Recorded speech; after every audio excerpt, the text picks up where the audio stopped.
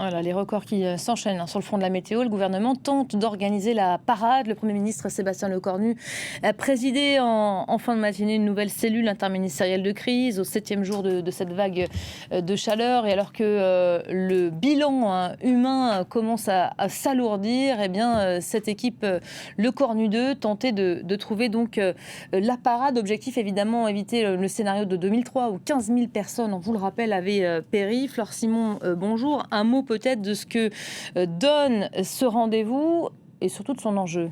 Juste d'un mot, en préambule, Sébastien Lecornu, le Premier ministre, a annoncé qu'il y avait 40 morts par noyade depuis le début de la vague de chaleur, ce qui est assez inquiétant pour le gouvernement. D'ailleurs, ces morts par noyade inquiètent spécifiquement le gouvernement. Alors, le Premier ministre, en préambule encore de ce Conseil interministériel de crise, a demandé à ses ministres de faire un point sur la situation. Il y a une quinzaine de ministres dans ce Conseil interministériel de crise, donc on voit que tous les secteurs quasiment sont concernés, de faire un point sur la situation et aussi d'apporter, si vous voulez, pas des solutions, mais en tout cas de donner des pistes d'amélioration. Alors, Sébastien Lecornu a mis 2 priorités lors de ce conseil de crise.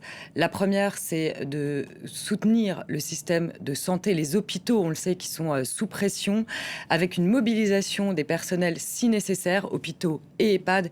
Et puis la deuxième priorité, c'est de protéger les plus fragiles, et notamment pas ceux forcément qui sont dans les EHPAD, puisqu'il y a des choses qui ont été faites dans les EHPAD. Il y a la clim qui a été installée, etc. C'est le plan bleu.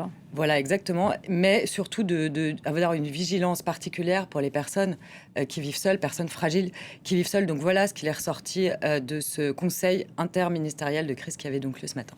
Bon, l'autre